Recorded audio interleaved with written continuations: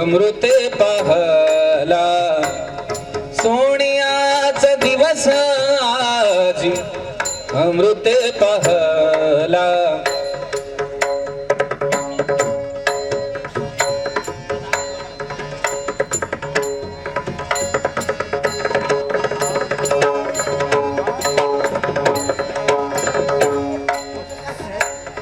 सोनियाचा दिवस आजी अमृते पाहला सोनियाचा दिवस आजी अमृते पाहला नाम आठवता रूपी प्रगट पै झाला नाम आठवता रूपी प्रगट पै झाला गोपाळ रे तुझे ध्यान लागो म्हणा गोपाळ रे तुझे ध्यान लागो म्हणा नाम आठवता रूपी प्रगट पै झाला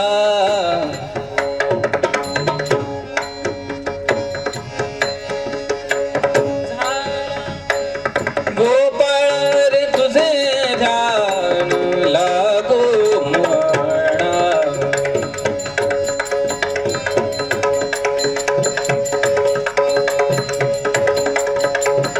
गोपाळ रे तुझे ध्यान लागो अणुण विसंबे हरी जगत्रय जीवना अणुण विसंबे हरी जगत्रय जीवना गोपाळा रे तुझे ध्यान लागो म्हणा गोपाळा रे तुझे ध्यान लागो म्हणा गोपाळा रे तुझे ध्यान लागो म्हणा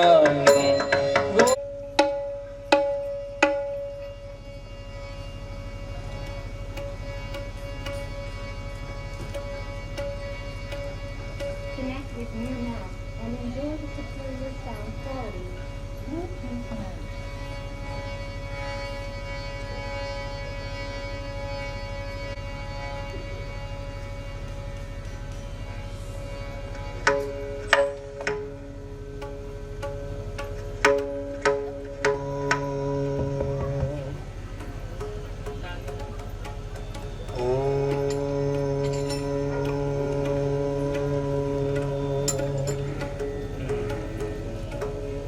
श्री गणेशाय नमः श्री सरस्वते नमः श्री गुरवे नमः श्री रामाय नमः श्री विठ्ठलाय नमः हरे नमः हरे नमः लोकाभिरामं रणरङ्गधीरं राजीवनेत्रं रघुवंशनाथं कारुण्यरूपं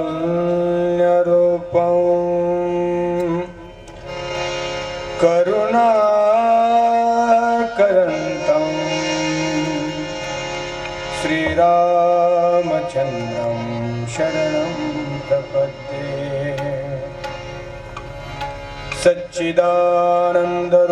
सच्चिदानन्दरूपाय विश्वोत्पत्त्यादिहेतवे तापत्रयविनाशाय श्रीकृष्णाय वयं नमः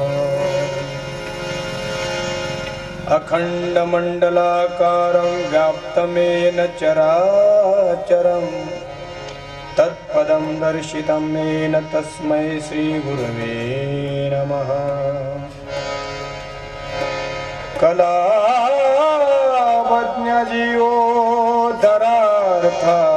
कलावज्ञजीवोद्धरार्थावतारं कलङ्काङ्कतेजोदिकामोदिवक्त्रं स्खलानीशवादापनोदारदीक्षं समाधिस्थमूर्तिं भजे ज्ञानदेवम् नमो सद्गुरु तुकया ज्ञानदीपा नमो सद्गुरु सच्चिदानंद रूपा नमो सद्गुरु भक्त कल्याण मूर्ति नमो सद्गुरु भास्करा पूर्ण कीर्ति शरण शरण एकनाथा चरणी माथा ठेविला नका पाहू गुण दोष झालो दास पायाचा श्री संतांची माथा चरणावरी साष्टांग हे करी दंडवत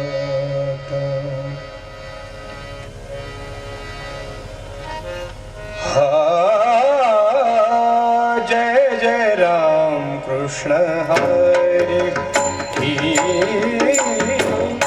जय जय राम कृष्ण हरी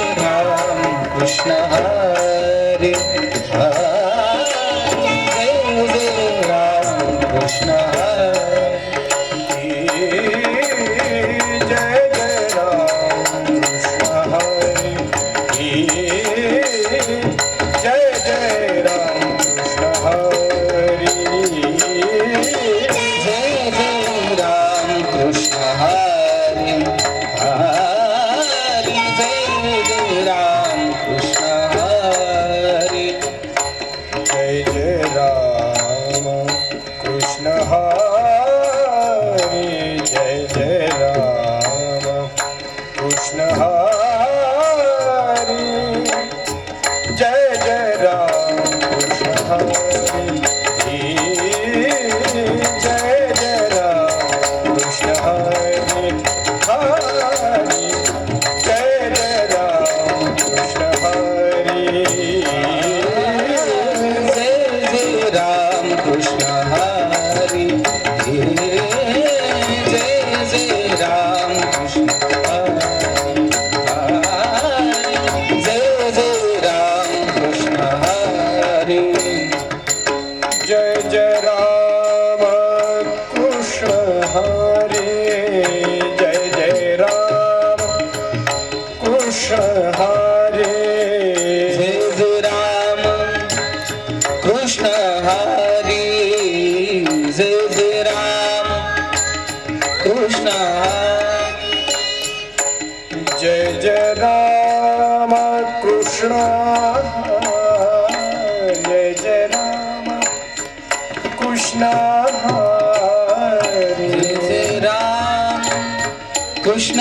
हरी जय जय राम कृष्ण हरी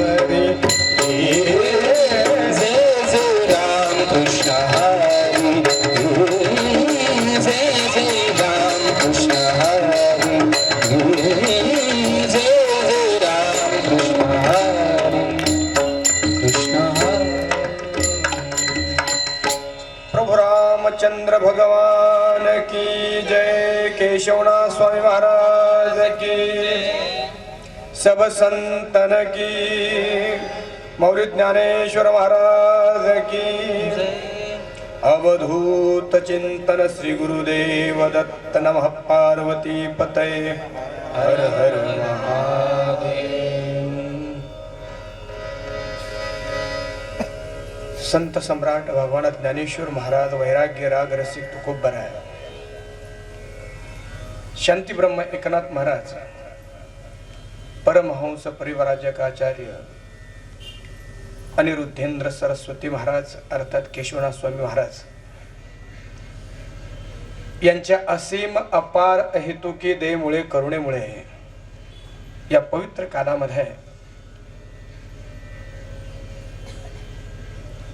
पवित्र स्थानामध्ये जीवन आश्रम या स्थानामध्ये गत 3 दिवसापासून सिद्धानुवाद अर्थात अमृतानुभवाचं चिंतन आपण केलंय आणि ज्यांच्या कृपाशीर्वादाने आपल्याला जे चिंतन करायला मिळालं त्या सद्गुरूंच्या चरित्र चिंतनाचा विचार मला वाटतं आजच्या ह्या शेवटच्या सत्रामध्ये आपण करत आहोत। आदरणीय परमपूज्य श्री अशोकजी महाराज यांच्या परम सान्निध्यामध्ये आपल्या सर्वांनाच सर्व गुरु भक्तांना हा सोहळा अनुभवायला मिळतोय। महाराजांच्या चरणी साष्टांग दंडवत आणि राम रूपामध्ये विराजमान असलेल्या सर्व स्त्री पुरुषांच्या चरणी वंदन करूया आणि ज्यांनी आपल्याला हा मार्ग दाखवला त्या श्री गुरुनाथांच्या चरित्र कथनाला सुरुवात करूया।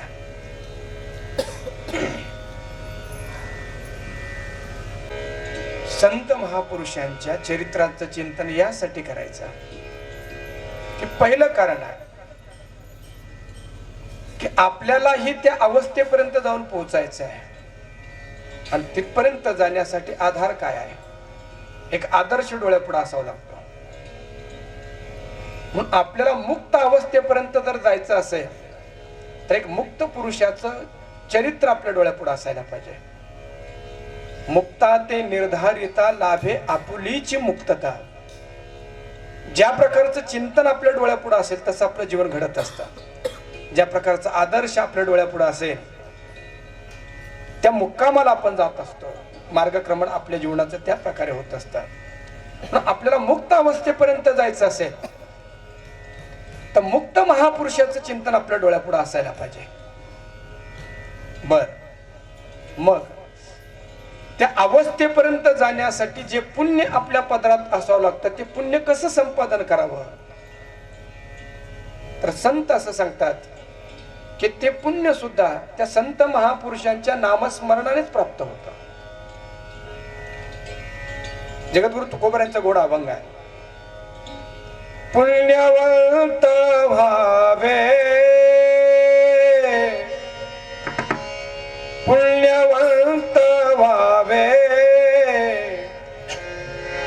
घेता सज्जनांची नावे घेता सज्जनाची नावे। आपल्याला पुण्यवंत व्हायचं असेल तर त्याच्यासाठी उपाय सुद्धा सांगितला की सज्जनांचं नाव घ्यावं। सज्जन म्हणजे कोण, यामध्ये 2 शब्द एकत्र झाले, सत अधिक जन। सत स्वरूपाला जे प्राप्त झाले अशा जनांचं अशा महापुरुषांचं नामस्मरण जर आपण केलं तर त्यांच्या स्वरूपापर्यंत जाण्याची पुण्यही प्राप्त होत असते। म्हणून नेघे माझी वाचा तुटी महालाभ फुकासाठी असा महालाभ प्राप्त होत असल्या कारणाने संत महापुरुषांच्या चरित्राचं गान करत जावं। आपल्या जीवनामध्ये ती अवस्था प्राप्त होण्यासाठी आज आपण हा सद्गुरुनाथांच्या चरित्राचा प्रपंच या ठिकाणी सुरू केला आहे, म्हणजे विस्तार।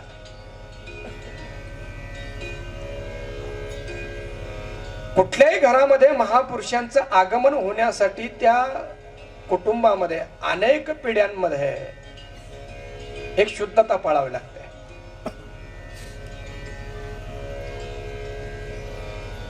अनेक पिढ्यांमध्ये जेव्हा शुद्धता जोपासल्या जाते, सात्विकता जोपासल्या जाते, परमार्थ जोपासल्या जातो, तेव्हा एक कुलीन संत त्या कुटुंबामध्ये जन्माला येत असतो. आपण सगळे संत महापुरुष ज्या कुटुंबांमध्ये जन्माला आलेत त्यांचा जर विचार केला तर आपल्या लक्षात येईल की त्यांच्या अनेक पिढ्यांमध्ये परमार्थ होता.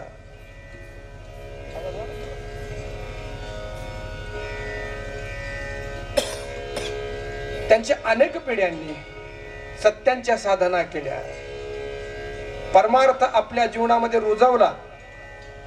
ज्या संत श्री ज्ञानेश्वर महाराजांचा अमृत अनुभवाचं चिंतन आपण केलंय, असा महापुरुष ज्या कुळामध्ये उत्पन्न झाला, अवताराला आलेत, तर हरिहर पंथापासून तर विठ्ठल पंथापर्यंत जवळपास 5 ते 6 पिढ्या आहेत. या संपूर्ण पिढ्यांनी आपल्या जीवनामध्ये परमार्थाची जोपासना केली. इकडे जगद्गुरु तुकाराम महाराजांच्या बाबतीमध्ये विश्वंभर बाबापासून तर बोल्लोबापर्यंत 7 पिढ्यांपर्यंत भगवंताची वारी, भगवंताचं चिंतन आहे, भगवंताची उपासना.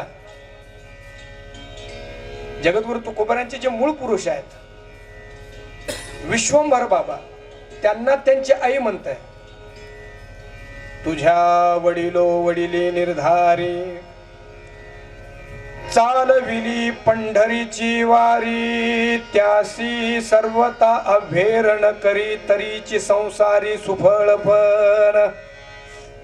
महाराजांचे जे मूळ पुरुष आहेत त्यांची आई त्यांना सांगते की आपल्या कुळामध्ये परंपरेने पंढरीची वारी चालत आली, ती तू कर. विश्वंभर बाबापासून तर बोल्लोबापर्यंत हा परमार्थ जोपासला गेला. आणि मग 8व्या पिढीमध्ये जगद्गुरु तुकोबारांचा अवतार झाला. आणि म्हणून महाराज जेव्हा आपल्या भक्तीचं रहस्य लोक जेव्हा त्यांना विचारतात तेव्हा सांगतात की ही भक्ती माझ्यापर्यंत आली आहे ना, ही फक्त माझी कर्तबगारी नाहीये. मग माझ्या वडिलांची मिरासी गा देवा,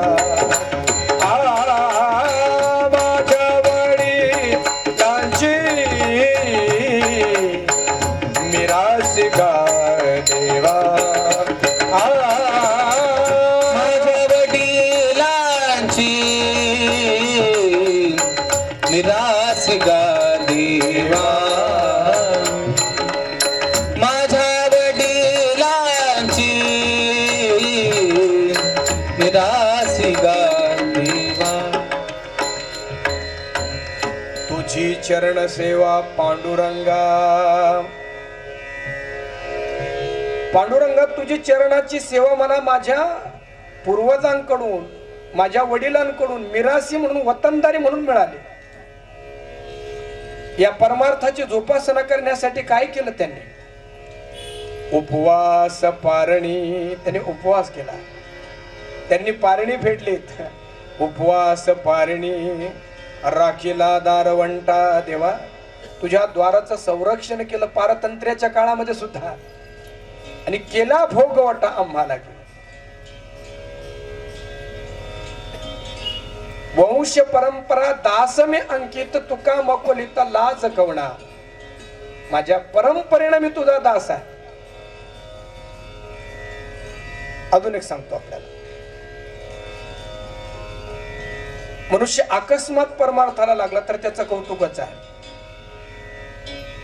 पण एकाएकी परमार्थाला लागलेल्या माणसाला कसरत करावी लागते परमार्थ टिकून ठेवण्यासाठी. पण त्याचा परमार्थ जर त्याला अनुवंशिकतेने मिळाला असेल तर त्याला ते सगळं सहज प्राप्त होतं. म्हणून त्याला असं म्हणा की त्याचा परमार्थ हा कुलीन आहे, त्याच्यामध्ये कुलीनता असते. अर्थात अनेक पिढ्यांची शुद्धता त्याच्यामध्ये आल्या कारणाने त्याला विशेष काही प्रयत्न करावा लागत नाही, सहज त्याची परमार्थामध्ये गती होते, विचारांमध्ये गती होते.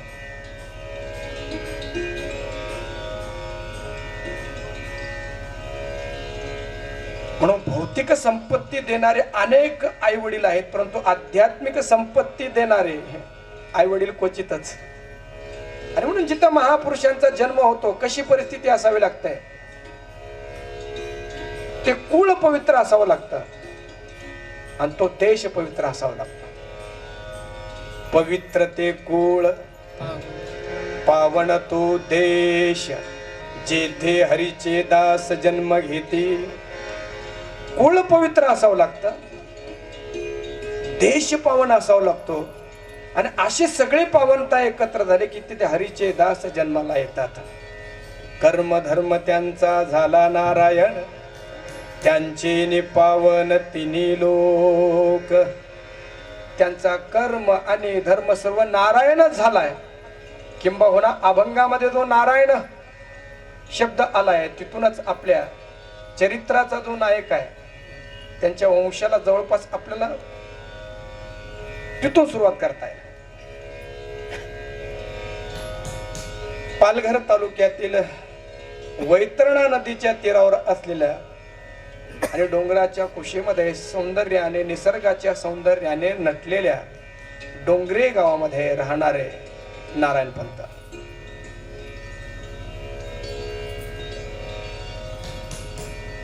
गावाचे पाटील आहेत. पूर्ण नाव त्यांचं नारायण शंकर कीर्तने यजुर्वेदी शाखेचे ब्राह्मण. आपल्याकडे जी वर्ण व्यवस्था आहे ही वर्ण व्यवस्था जातीभेद करण्यासाठी नाही, एका व्यवस्थेसाठी आहे. कोण कनिष्ठ कोण श्रेष्ठ हा भाग नाही. आपल्या आपल्या कर्माने मनुष्य श्रेष्ठ होत जात असतो. आपल्या शास्त्रामध्ये वर्णन केलं की मनुष्याचा, ब्राह्मण हा जो जन्म आहे हा जन्म त्याचा शेवटचा जन्म आहे. त्याचं कारण असं आहे की मनुष्य, थोडस अन्यथा घेऊ नका, एक मनुस्मृतीचा विचार मी आपल्याला सांगतोय. त्याची उन्नती हळूहळू वर वर वर वर होत जाते. शूद्र जन्मामध्ये मनुष्य त्याच्या कर्माला आला असेल आणि त्या शूद्र वर्णामध्ये त्यांनी योग्य प्रकारे जर उपासना केली तर हळूहळू हळूहळू त्याचं अंतःकरण शुद्ध होत जातं आणि पुढचा जन्म त्याला वैश्याचा मिळतो. वैश्य वर्णामध्ये येऊन त्याने जर योग्य प्रकारे उपासना केली तर हळूहळू तिथेही त्याचं अंतःकरण शुद्ध होत जातं आणि पुढचा जन्म त्याला क्षत्रिय कुळामध्ये मिळतो. क्षत्रिय कुळामध्ये जन्माला येऊन तिथेही त्याने जर भगवंताची उपासना योग्य प्रकारे केली तर पुढचा जन्म त्याला ब्राह्मणाचा मिळतो. आणि ब्राह्मणाच्या जन्मामध्ये त्याने जर योग्य प्रकारे ब्राह्मणाच्या वाट्याला आलेले कर्म जर योग्य प्रकारे केले तर तो त्याचा शेवटचा जन्म ठरतो आणि तो भगवत स्वरूपाला प्राप्त होतो. उग काहीतरी जातीभेद करण्यासाठी ब्राह्मण आणि ब्राह्मणे तर करत बसू नये आणि उग ब्राह्मणांना शिव्या देऊ नये. कारण तो गौरव वेदाने केला, तो गौरव संतांनी केला. कारण ब्राह्मण हा नुसता संसार करण्यासाठी जन्माला येत नाही, तर ब्राह्मण हा स्वतः पवित्र होऊन इतरांना पवित्र करण्यासाठी येतो. ज्ञानेश्वर महाराजांनी सुद्धा 9व्या अध्यायामध्ये किम पुनर्ब्रह्मणा पुण्याः या श्लोकावर व्याख्यान करत असताना म्हणताय, ऐसे पुण्य पूज्य जे ब्राह्मण आणि माझ्या ठाई अति निपुण, आता माते पावती हे कवन समर्थावे. असे पुण्यपूज्य असलेले जे ब्राह्मण, आणि नुसते ब्राह्मण नाही तर माझ्या ठिकाणी नित्य चिंतनाच्या द्वारे लागलेले आहेत म्हटले, ते माझ्या स्वरूपाला प्राप्त होतात. हे वेगळं सांगण्याची गरज काय? किंबहुना ते जिवंतपणेच माझ्या स्वरूपाला चिंतनाद्वारे मिळालेले असल्या कारणाने देहपातानंतरही ते माझ्या स्वरूपाला चिवून मिळतात. अशा ब्राह्मण वर्णाचा खूप मोठा गौरव ज्ञानेश्वर महाराजांनी केलाय. अशा या ब्राह्मण कुळामध्ये जन्माला आलेले नारायण पंत परमार्थ आणि व्यवहाराची योग्य अशी जोड त्यांच्या संपूर्ण आयुष्यामध्ये होते. एकीकडे परमार्थाने परिपूर्ण, संस्काराने परिपूर्ण, तर दुसरीकडे गावाची पाटीलकी होती आणि सावकारकी सुद्धा होती. आमच्या गीतेनं आम्हाला शिकवलं की परमार्थिक होणं म्हणजे निष्क्रिय होणं नाही, तर तस्मा सर्वेषु कालेषु माम अनुस्मर युद्धाचे असं म्हणतात की हे अर्जुना, सगळ्या काळामध्ये तू एक काम कर की माझं अनुस्मरण कर, म्हणजे माझं चिंतन कर, आणि माझं चिंतन करता करता युद्धही कर, म्हणजे कामही कर. या दोन्हीचा समन्वय करत नारायण पंतांचा संसार चालू आहे. सावकारकी त्यांच्याकडेच होती असं नाही. इतरही संतांकडे आपण जर पाहिलं तर जवळपास सगळे संत संपन्न होते, गरीब संत थोडे पाहायला भेटतील आपल्याला. सगळे लोक सांगतात की तुकाराम महाराज गरीब होते, गरीब होते. पण चिंचणीच्या जीवन आश्रमात या सत्रात तिथंच आपल्याला सांगतो की जगद्गुरु तुकोबाराय एवढे श्रीमंत संत कोणीच नव्हते. माता पिता बधू संजन, घरी उदंड धनधान्य, शरीर आरोग्य लोकात मान, एकही उणे असेना, कशाचीच उणीव नव्हती. पण तुकाराम महाराजांनी विचार केला, जर मी संपन्न राहून मी संसार केला तर महाराष्ट्रातल्या लोकांना परमार्थ शिकवायचा कोणी. म्हणून तुकाराम महाराजांच्या चरित्रामध्ये सुद्धा अनेक संकट आलेत. ते संकट आले नाहीत, संकट त्यांनी बोलून घेतले. मी सावकारकी सांगत होतो महाराज, जगद्गुरु तुकाराम महाराजांच्या काळामध्ये पुणे प्रांतामध्ये भयानक असा दुष्काळ पडला. बरेच वर्ष दुष्काळ पडला, माणसांना खायला काय मिळेना. आणि जगद्गुरु तुकोबरांची सावकारकी होती. अनेकाने महाराजांकडून कर्ज घेतलेलं होतं, पण महाराजांनी विचार केला की लोकांकडे पैसे नाहीयेत. काय केलं जगद्गुरु तुकाराम महाराजांनी, त्या कर्जाच्या ज्या वया होत्या त्या सगळ्या घेतल्याने इंद्रायणीमध्ये उडून टाकल्या. ऐका, महाराष्ट्रातील शेतकऱ्यांचं कर्ज माफ करणारं पहिलं सरकार म्हणजे जगद्गुरु तुकाराम महाराज. आता तुम्ही म्हणतात की कर्जमाफी करायची, कर्जमाफी करायची, करत नाही, बरेच निकष लावतात त्याच्यामध्ये. पण तुकाराम महाराजांनी कर्जमाफी करत असताना कुणाचं किती कोण कशामध्ये बसतं पाहिलंच नाही. सगळ्यांचे कर्ज माफ करून टाकले. अशी सावकारकी ही त्यांच्या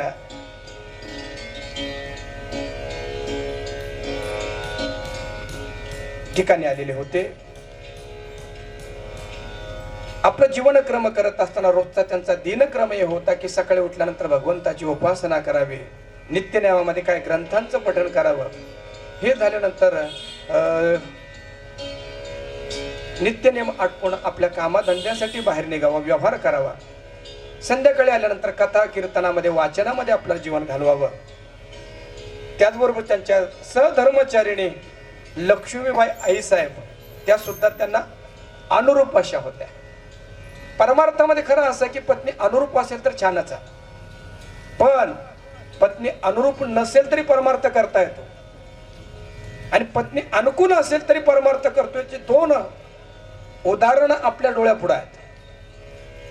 एकनाथ महाराजांची पत्नी त्यांना इतके अनुकूल होते की महाराज असं म्हणतात की मला सत्संग करण्यासाठी दुसरीकडे जावं लागत नाही, माझ्या पत्नीसोबत माझा सत्संग होतो. इतक्या अनुकूल होत्या गिरजाबाई. आणि जगद्गुरु तुकाराम महाराजांच्या जिजाबाई या थोड्याशा त्यांच्याच भाषेत जर सांगायच्या तर कर्कशा होत्या. महाराजच बोलताय ना की बाई गेलं बोलतो मी पुढे. परंतु अनुकूल पत्नी असल्यानंतरही नाथ महाराजांनी आपला परमार्थ सोडला नाही. आणि प्रतिकूल पत्नी जगद्गुरु तुकाराम महाराजांना मिळाली तर ते असं म्हटलेले की आता माझी बायको योग्य नाहीये, सारखं फोन करून मला त्रास देते. बरे झाले देवा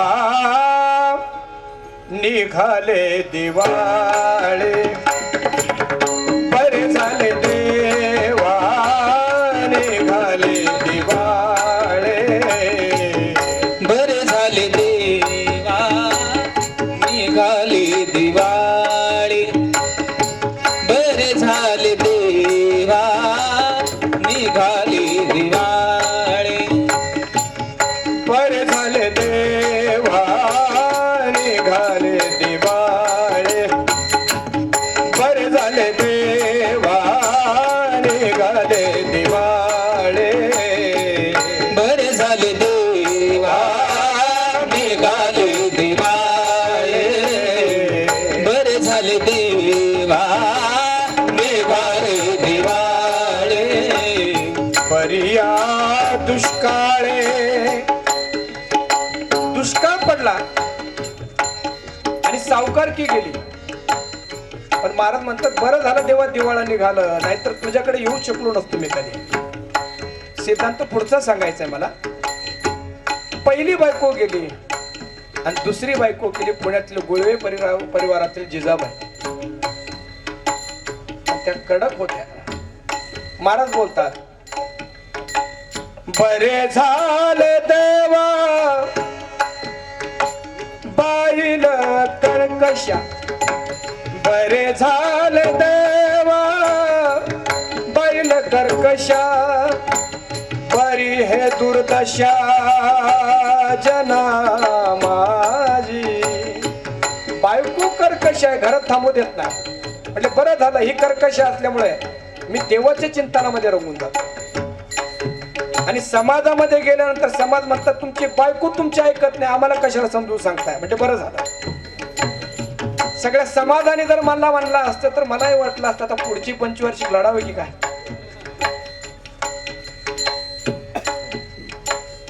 अनुतापे तुझे राहिले चिंतन, अनुतापे तुझे राहिले चिंतन, अनुतापे तुझे राहिले चिंतन, अनुतापे तुझे राहिले चिंतन.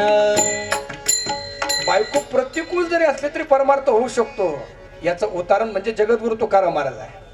आणि पत्नी अनुकूल असली तरी परमार्थ होऊ शकतो याचं उदाहरण नाथ महाराज आहे. आमच्या बाबतीमध्ये पत्नी अनुकूल जरी असली आणि आम्ही घराच्या बाहेरून निघालो, ती म्हटली का हो निघालात का तुम्ही, फक्त एवढंच तिनं म्हणू द्या.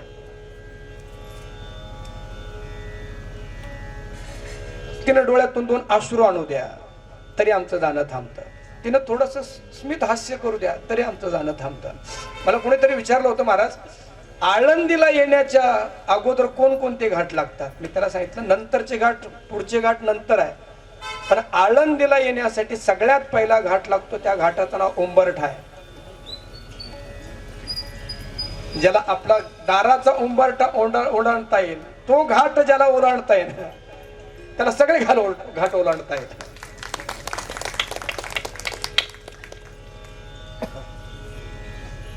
नारोपंतांची पत्नी अतिशय सुशील अशी पत्नी आहे. आणि या सुखी समाधानी जीवनाला एक कळी लागली फुल लागण्याच्या अगोदर. आणि या सुखी समाधानी संसारामध्ये प्रथम कन्या रत्न प्राप्त झालं आणि त्या कन्येचं नाव ठेवलं वेणू. किती छान नाव आहे वेणू. खर तर श्रीकृष्ण भगवंताची वेणू. भगवंताचे अनेक आयुध आहेत. तसं जर पाहिलं महाराज की गोवर्धन पर्वत उचलत असताना श्रीकृष्ण भगवंत तो असा करंगळीवर घेतो फक्त, पण वेणू वाजवत असताना दोन्ही हाताने वाजवतो. याचा अर्थ असा आहे की युद्धामध्ये संग्रामामध्ये आपलं सामर्थ्य दाखवायचं पण प्रेमामध्ये झोकायचं हे दाखवण्यासाठी श्रीकृष्ण भगवंत वेणू वाजवत असताना दोन्ही हाताने वेणू वाजवतो. प्रेमाचं प्रतीक हे वेणू आहे. या वेणुताईचं बालपण चालू असतानाच या वेणूंच्या सुरांमध्येच खर तर बापाचं आणि मुलीचं प्रेम अलौकिक असं असतं. मला असं वाटतं की बापाला जर मुलगी झालीच नाही तर त्याच्यामध्ये असलेलं प्रेम कधीच अभिव्यक्त होणार नाही. आपण सगळे बघतात की छोटीशी ती मुलगी बागडणारी हळूहळू मोठी होते आणि उपवर होते. लग्न ठरतं. लग्न ठरल्यानंतर तो लग्नाचा दिवस जवळ येतो. मुलगी बोहल्यावर चढते. मंगलाष्टक बोलल्या जातात आणि त्या मुलीला निरोप द्यायचा असतो. तो बाप असं म्हणत असतो की आता मी इथं जर थांबलो तर मी नाही थांबवू शकणार स्वतःला. लग्न लागल्याबरोबर मंगलाष्टक झाल्यानंतर सप्तपदी झाल्यानंतर तो स्वतः नजर लपवत असतो की मला हिच्या नजरेमध्ये नजर घालून पाहण्याची वेळच येऊ नये. आणि मग तो वेळ येतो की ती मुलगी माहेरचा निरोप घेऊन सासरी जायला निघते आणि बापाला ती शोधत असते की कुठे माझा बाप. कुठेतरी एका कोपऱ्यामध्ये तो थांबलेला असतो आणि सहज असं दाखवत असतो की मुलगी जरी निघाली तर मला त्याचं काही नाहीये, माझं लक्षच नाही, पण सगळं लक्ष त्या मुलीवरच असतं. मुलगी त्याला शोधत शोधत जाते आणि बापाच्या पाठीवर हात फिरवते. फक्त एकच म्हणते दादा निघते मी. आतापर्यंत पहाडासारखा असलेला बाप धाय मोकलून रडायला लागतो. पहाडासारखा मनुष्य कोणी रडताना पाहिला नव्हता. माझे ओळखीचे आहेत संगमनेरचे. बरं त्यांना 3 मुलीच आहेत. त्याच्या मुलीचं लग्न झालं. मोठी मुलगी इतकी चांगली त्यांची की सगळं काम ती मुलगी करायची, सगळं काम. परवा त्यांनी मला फोन केला की म्हटले मुलीचं लग्न झालंय. मला रात्री 2-2:30 वाजता जाग येते महाराज, मला झोपच येत नाही. माझ्या मुलीने एवढं काम केलं, ते असं म्हटले तर माझ्या मुलीच्या जागी जर तू मुलगा असता तर त्याने 2-3 वेळा मला हाताखालून काढला असता. शेतकरी माणूस आहे, पण माझ्या मुलीनं कधी कधी म्हणून अवेअर केला नाही. मला खूप आठवण येते तिची. बाप आणि मुलीचं किती प्रेम असावं यासाठी जगद्गुरु तुकाराम महाराजांनी देव आणि भक्तीचा सोहळा सांगण्यासाठी बाप आणि मुलीचा दृष्टांत दिला. यापेक्षा या नात्याचा गौरव काय असावा म्हणायचं. अभंग प्रसिद्ध आपल्याला माहिती आहे. भेटीला गी जीवा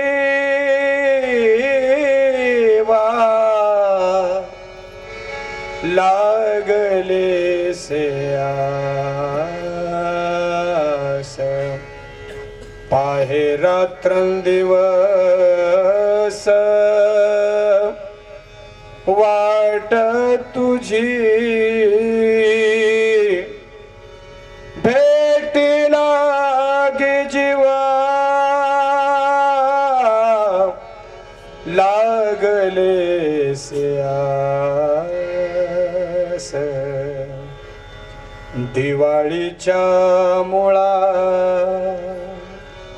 लेकी आसावली, लेकी आसावली, पाहतसे वाटोली,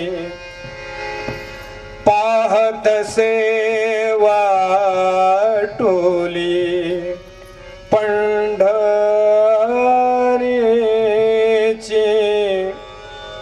भेट लागे जीवा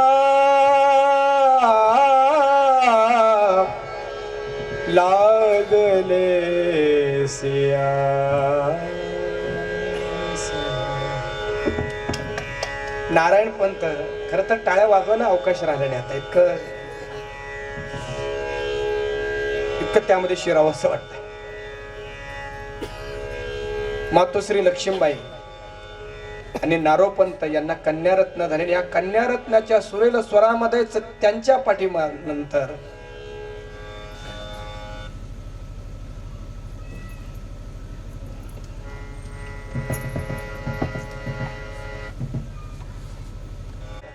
आणि अशामध्येच या मुलीच्या नंतर 3-4 वर्षानंतर परत एकदा मातोश्रीला दिवस गेले. पण दिवस गेल्यानंतर घरामध्ये गुरुचरित्र पारायण चालू आहे. भगवंताचे वेगवेगळ्या प्रकारच्या स्तुत्या चालू आहेत, वेगवेगळ्या ग्रंथांचं पठण चालू आहे. असं आहे की आमच्याकडे मुलावर 16 संस्कार सांगितलेत.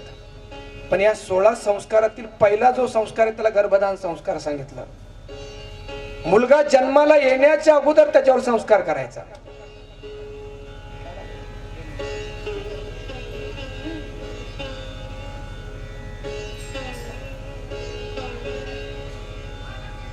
आणि मुलगा गर्भामध्ये असताना आपलं आचरण खूप चांगलं ठेवायचं. ज्या प्रकारचे विचार आपण करतो त्या प्रकारचा परिणाम त्या गर्भावर होतो. आजच्या विज्ञानाने सुद्धा हे सिद्ध केलंय. एक दृष्टांत ऐकला होता, थोडक्यात सांगतो. आधुनिक काळामध्ये सुद्धा या सगळ्या गोष्टींचा किती परिणाम त्या गर्भावर होतो. एकाने असं सांगितलं की 70-80चा काळ असावा. सगळेच काय विनोद असे मोकळे करून सांगायचे नसतात. तुम्ही काय करणार बाकी मग? आणि हे काय अमृत अनुभव नाहीये, हा व्यवहार आहे. याचं काय एवढं बोलावं. ज्या प्रकारे गर्भावर संस्कार होतील त्या प्रकारचे मुलं पुढे सात्विक बनत असतात. या घरामध्ये पुत्र प्राप्तीसाठी गर्भातच वेगवेगळ्या प्रकारचे संस्कार चालू आहे. आणि त्याचा परिणाम प्राप्यम पुण्यकृताम लोकानुषित्वा शाश्वती समाह शुचीनाम श्रीमताम गेहे योग भ्रष्टो विजायते. अशा श्रीमंत पवित्र अशा कुटुंबामध्ये महापुरुषांचं आगमन होत असतं. अशा वैभव संपन्न आणि पवित्र कुटुंबामध्ये शके 1795 इसवी सन 1793 श्रावण शुद्ध अष्टमीच्या मध्यान्नाला सर्वांचे जीवन उजळायचे होते. म्हणून मध्य दिवशी म्हणजे महाराज राम आणि कृष्ण या दोघांचा जो जे दोघांचे जे अवतारांचे दोन वैशिष्ट्य आहेत ते स्वामीजींच्या जन्मांच्या ठिकाणी एकत्र आणले आहेत. अर्थात श्रावण महिन्यामध्ये त्या जन्माला आलेत अष्टमीला. याचा अर्थ श्रीकृष्ण भगवंत अष्टमीला जन्माला आलेत श्रावणामध्ये. सगळ्यांच्या जीवनामध्ये परमार्थाचा श्रावण किंवा परमार्थाचा श्रावणामध्ये जसा जलाचा शिडकावच सगळ्यांच्या अंगावर होतो तसा परमार्थामध्ये सुद्धा सगळ्यांच्या अंगावर भक्तीचा शिडकावच त्यांना करायचा होता म्हणून श्रावण महिना आहे. आणि जन्म जो झाला तो माध्यान्हीला झाला, दुपारी झाला. दुपारी यासाठी झाला की सगळ्यांचे जीवन उजळायचे होते म्हणून माध्यान्हाला झाला. अशा या श्रावण शुद्ध अष्टमीच्या मध्यान्ही सर्वांचे जीवन उजळण्यासाठी श्री केशवनाथ स्वामीजींचं प्रागट्य झालं. बोले केशवनाथ स्वामी महाराज की. बाळाचा जन्म नाही, हा केवळ बाळाचा जन्म झाला नाही, तर मला असं वाटतं की ज्ञान भक्ती वैराग्य यांच्या रूपाने प्रगट झालाय. एका परंपरेचा जन्म झाला, अनेकांचा जन्म सुफळ करणाऱ्याचा जन्म झाला. आणि या बाळाचा जन्म झाल्यानंतर आनंद फक्त नारोपंतांना आणि आईसाहेबांनाच नाही, सगळ्या गावाला आनंद झाला. बरं, त्या काळामध्ये लोक निरोगी मनाचे होते. दुसऱ्याच्या दुःखामध्ये दुःखी होण्यासाठी एवढं काही विशेष लागत नाही. माणसाचं मन थोडंसं भावनिक आणि दुबळं असावं लागतं. म्हणून दुसऱ्याच्या दुःखामध्ये त्यांच्या दुःखाने दुःखी होणं सहज आहे, पण दुसऱ्याच्या सुखाने सुखी होणं यासाठी निरोगी मन असावं लागतं. जसं श्रीकृष्ण भगवंत प्रगट झाल्यानंतर किती आनंद सगळ्यांना, आणि सगळ्यात जास्त आनंद त्या गोपिकेंना झाला होता. गोपिकेने शृंगार केला आणि एक सांगते गवळणीला पुत्र झाला यशोदेला. गवळण सांगते गवळणीला पुत्र झाला यशोदेला. गवळण सांगती गवळणीला पुत्र झाला यशोदेला. गवळण सांगती गवळणीला पुत्र झाला यशोदेला. गवळण सांगते गवळणीला पुत्र झाला यशोदेला. गवळण सांगते गवळणीला पुत्र झाला यशोदेला. गवळण सांगती गवळणीला पुत्र झाला यशोदेला. गवळण सांगती गवळणीला पुत्र झाला यशोदेला. एक धावी एक पुढे ताटी वाटी सुंट वडे. धावे की पुढे ताटी वाटी सुंट वडे. पान घेऊन या ताटी नंदा घरी झाली दाटी. पान घेऊन या ताटी नंदा घरी झाली दाटी. सुईनीची गलबल झाली दासी जनी लगाली. सुईनीची गलबल झाली दासी जनी लगाली. गवळण गवळण सांगते गवळणीला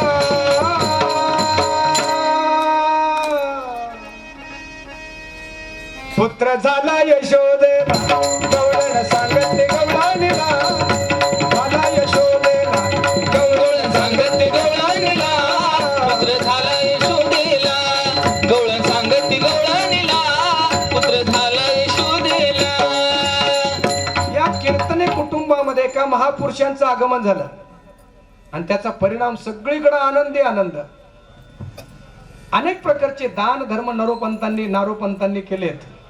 आणि त्यानंतर जोशांना बोलून घेऊन त्यांची कुंडली पाहण्याला सांगितलं. म्हणजे निवांत त्यांची कुंडली बघा. ज्योतिषाचार्याने जेव्हा कुंडली पाहिली त्यांनी सांगितलं हे अलौकिक कुंडली आहे. हजारो वर्षानंतर अशी कुंडली कुंडली घेऊन एखादा बालक जन्माला येत असतो. या कुंडलीकडे पाहिल्यानंतर श्रीमद शंकराचार्य संत श्री ज्ञानेश्वर महाराजांच्या कुंडलीमध्ये सगळे जे योग जुळून येत आहे, सगळे योग या बाळाच्या कुंडलीमध्ये जुळून आलेत. किंबहुना सगळ्या जगाचे डोळे दिपवणारा असा सद्गुणी हा बालक असेल.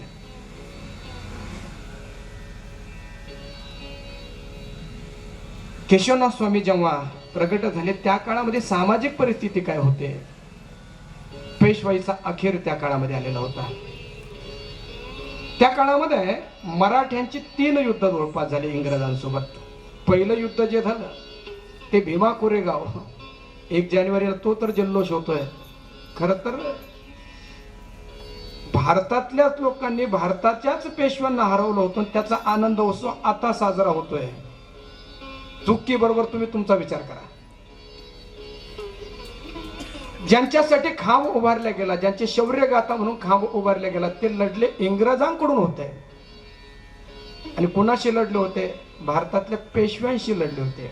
पेशवे म्हणजे केवळ ब्राह्मण नाही, त्याच्यामध्ये शिंदे, होळकर सगळेच आहेत, सगळ्या जातीचे आहेत. दुसरी लढाई जवळपास मला वाटतं नगरला झाली. तिसरी लढाई शेवटची नगरच्या खाली जामखेडच्या पुढे खरडा नावाचा गाव आहे, अजूनही तो किल्ला तिथं आहे.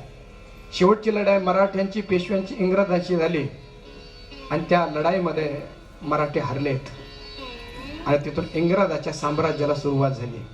अशा पारतंत्र्याच्या काळामध्ये स्वामी केशवनाथ स्वामींचं बालपण सुरू झालं.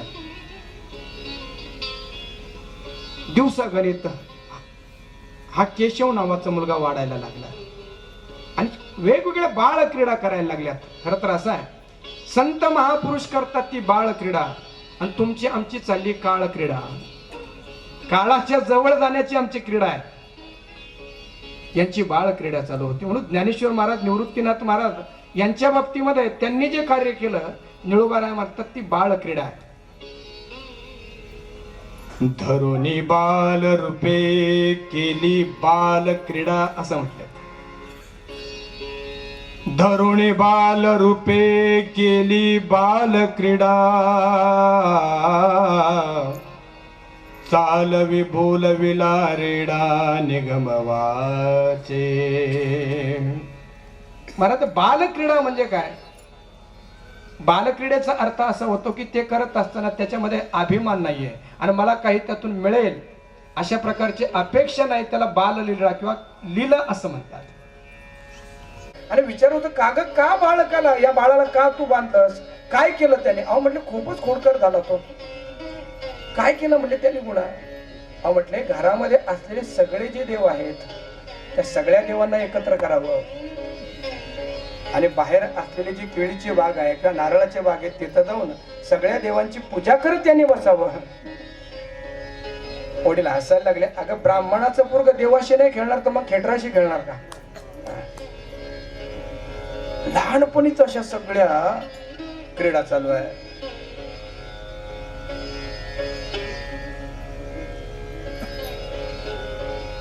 सहाव्या वर्षी उपनयन संस्कार करायचा आहे. शास्त्र असं म्हणतं महाराज की जन्माने सगळे शूद्र आहेत, संस्काराने मनुष्य द्विज होत असतो. द्विज शब्दाचा अर्थ होत असतो की त्याचा 2 वेळा जन्म होतो. शूद्र हा शब्द जो आहे तो जातीवाचक नाहीये, संस्कार विहीन जो आहे तो शूद्र असा अर्थ आहे त्याचा. जो संस्कारवान झाला तो शूद्र राहतच नाही, तो द्विज होतो, त्याचा 2दा जन्म होतो.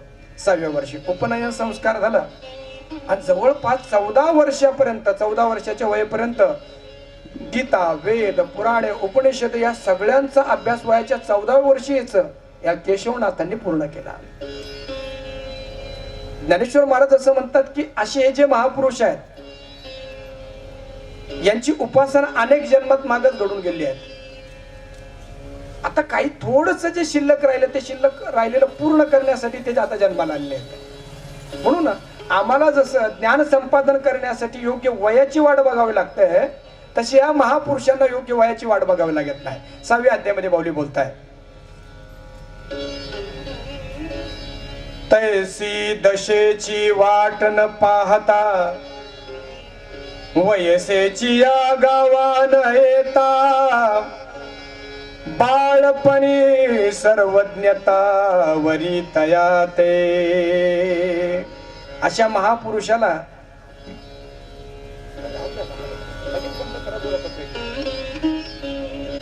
संत महापुरुष जेव्हा जन्माला येतात त्यांना उपजताची ज्ञानी हे वर्म जाणून त्यांना ज्ञान संपादन करण्यासाठी योग्य वयाची वाट बघावी लागत नाही. लहानपणी सगळे शास्त्र त्यांच्या मुखोद्गत होतात, ती सर्वज्ञता त्यांना येऊन मिळते. शंकराचार्यांच्या पूज्यपा शंकराचार्य भगवंताच्या बाबतीमध्ये म्हटलेत की 8 वर्षे चतुर्वेदी, 8 वर्षामध्ये ते चतुर्वेदी झाले. 4 हे वेद त्यांनी मुखोद्गत केलेत. 12 सर्व शास्त्र वेद, 12 वर्षाचे झाल्यानंतर सर्व शास्त्र पारंगत झालेत. षोडशे कृतवान भाष्य. 16व्या वर्षी त्यांनी शंकर भाष्य केलं. आमच्या चंगळवादी लोकांनी 16 वर्षाची व्याख्या केली. 16 वरील धोक्याचा. अरे धोक्याचा नाही, ते मोक्याचा आहे खरं. या 16व्या वर्षी भगवान शंकराचार्यांनी शंकर भाष्य केलं आणि संत श्री ज्ञानेश्वर महाराजांनी मराठी सारस्वतामध्ये अलौकिक ग्रंथ केला. ये मराठीची ये नगरी, ब्रह्मविद्येचा सुकाळू करी, देणे घेणे सुखची वरी होऊ दे या जगा. 14 वर्षामध्येच जवळपास त्यांनी आपले सगळे शास्त्र केशवनाथ महाराजांनी प्राप्त करून घेतलेत. खेळण्याच्या वयामध्ये सुद्धा लहान मुलांनी खेळावं, चंचल असावं अशी त्यांची वृत्ती नव्हती. त्याही काळामध्ये अतिशय अंतर्मुख वृत्तीनं त्यांचं बालपण चाललं होतं. ज्या मित्रांसोबत बसायचे त्या मित्रांसोबत बसूनही त्या मित्रांना सांगायचे, अरे मनुष्य जन्म दुर्लभ आहे आणि परमार्थ करण्यासाठी म्हातारपणाची वाट बघून आहे. परमार्थ हा अगदी लहानपणापासून आणि कुमारावस्थेमध्ये सुरू करायला पाहिजे. जसं भागवतामध्ये 7व्या स्कंदामध्ये वर्णन आलं की छोटासा प्रल्हाद त्या राक्षसांच्या मुलांना घेऊन बसायचा आणि घेऊन बसून त्यांना उपदेश करायचा. कौमार आचरेत प्राज्ञो धर्मान भागवतानिह. बुद्धिमान माणसाने बाल्यकालापासूनच परमार्थ करायला पाहिजे आणि भागवत धर्माचं आचरण करायला पाहिजे. आमच्याकडे उलट शिकवलं जातं. बाळपण गेल्याने नता. आपण पाहिलं परवा, लहानपणी म्हणतात आता हा काय याचा परमार्थाचा वेळ आहे का, याला काय प्रवचनाला न्यायला पाहिजे का, मग याला खेळू द्या. बालपणामध्ये परमार्थ नाही, तारुण्यामध्ये परमार्थ नाही आणि बालपणामध्ये आणि तारुण्यामध्ये न झाल्यामुळे म्हातारपण ही तो करा असं वाटत नाही. आयुष्यभर जे केलेलं असतं तेच म्हातारपणी आपण आठवत असतं.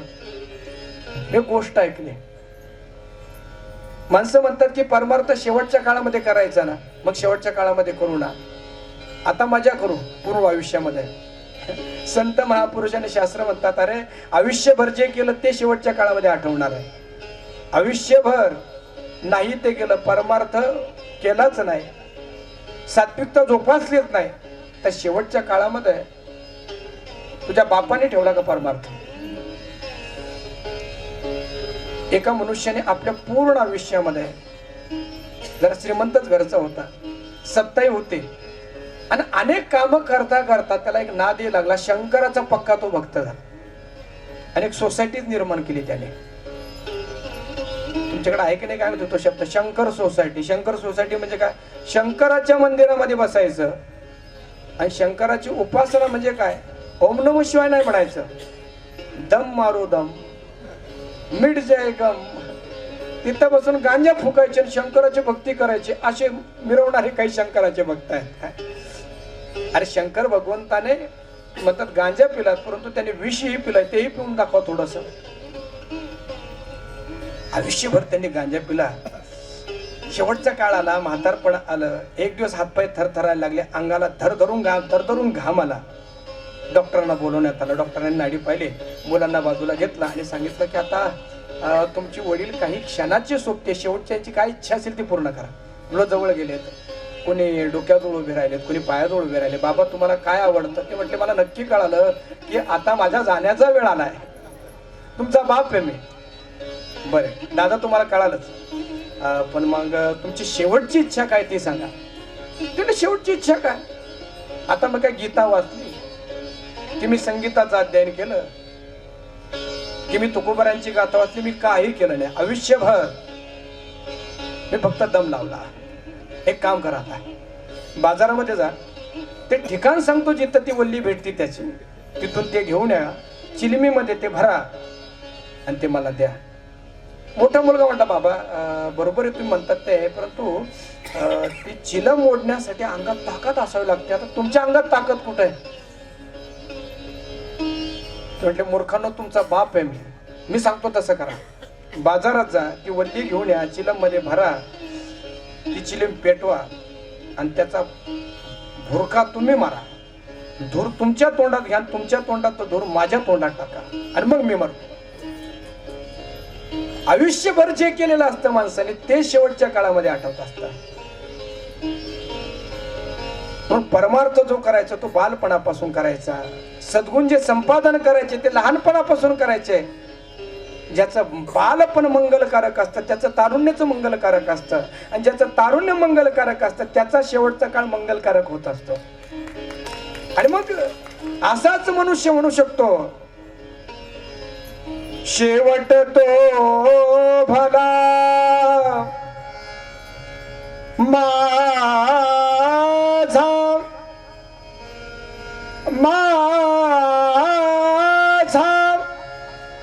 बहु गोड झाला, गोड झाला आलो निजाच्या माहेरा, भेटी रखुमाईच्या वरा परिहार झाला, अवघ्या दुःखाचा मागिल्या तुका म्हणे वाणी आता घेऊ गेली धनी. तसं केशवाचा परमार्थ लहानपणापासून चालू आहे. एक एक एक एक दिवस पुढं पुढं चाललाय. परंतु काय म्हणावं नियतीला, अवगुणी मुलांचे अवगुण पाहण्यासाठी आईवडिलांना खूप जास्त आयुष्य मिळतं, आणि सद्गुणी मुलांचे सद्गुण पाहण्यासाठी मात्र त्यांच्या आईवडिलांना जास्त आयुष्य मिळत नाही. याला नियती म्हणावी. अगदी 17-18 वर्षाचे हे केशवनाथ झाले असतील, अगोदर मातेचा वियोग झाला.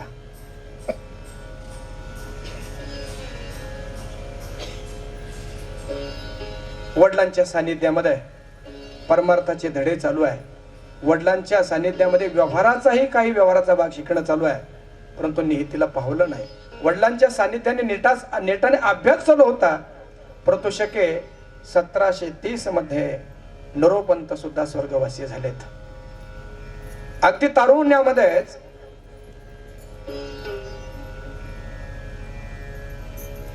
केशवांना मातृपितरांचा वियोग झाला. खर तर सकळ तीर्थांची धुरे जे का माता पितरे तया सेवेसे कीर शरीरे लोण कीजे. ज्ञानेश्वर महाराज सुद्धा सांगतात की या जगातील सगळ्यात मोठं तीर्थ जर काय असेल तर ते आईवडील आहेत. पण आमच्या वेदाने सुद्धा सांगितलं की मंदिरातल्या देवाची नंतर पूजा कर. तुझ्यासाठी सगळ्यात पहिला देव जर कोण असेल तर मातृदेवो भव, पितृदेवो भव, आणि नंतर आचार्य देवो भव.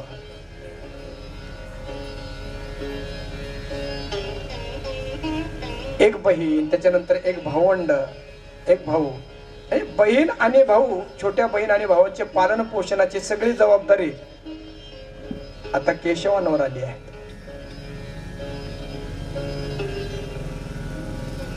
धाकट्या बहीण भावाचं संगोपन करत होते, पण संगोपन करत असताना सुद्धा मन मात्र परमार्थामध्येच लागलेलं होतं.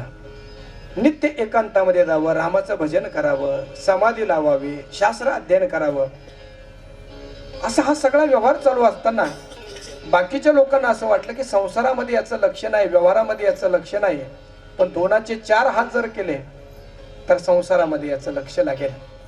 आणि म्हणून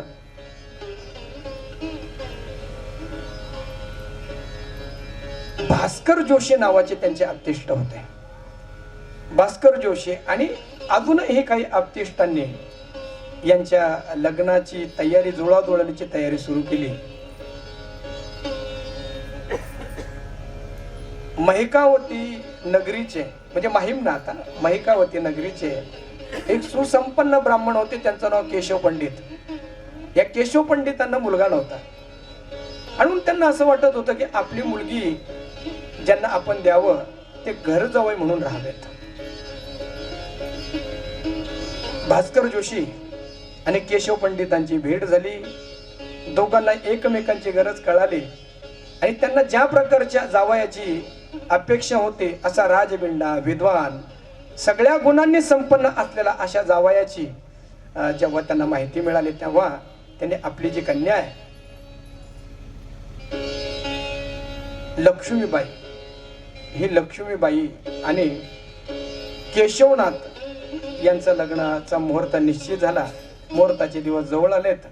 सगळीकडे धामधूम अतिशय संपन्नतेने लग्न समारंभ संपन्न झाला.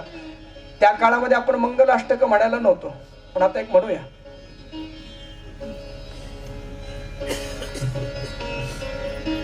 मत्स्यापासून चारते नरहरी पर्यंत झाले कृती.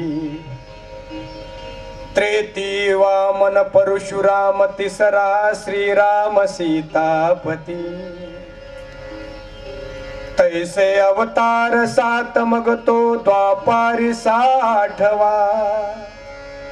श्रीकृष्ण कलिमाजी बौद्ध 9वा. कलकी पुढे 10वा. शुभ मंगल सावधान. म्हणजे मंगलाष्टक सुद्धा असे म्हणायला पाहिजे की त्याच्यामध्ये मंगल स्वरूप भगवंताच्या अवतारांचं चिंतन व्हावं, त्यांचे नावं यावेत. नंतर अलीकडं मंगलाष्टक सुद्धा असे सुरू झाले आहेत. नवरदेव राहतो चिंचनीत, त्याची बहीण राहती भोईसरात. नवरदेव सकाळी बसतो घरात, संध्याकाळी बसतो हॉटेलात. अरे हे मंगलाष्टक आहे, वाटेल ते मंगलाष्टक आहे. त्या मंगल स्वरूप भगवंताचं नाव ज्याच्या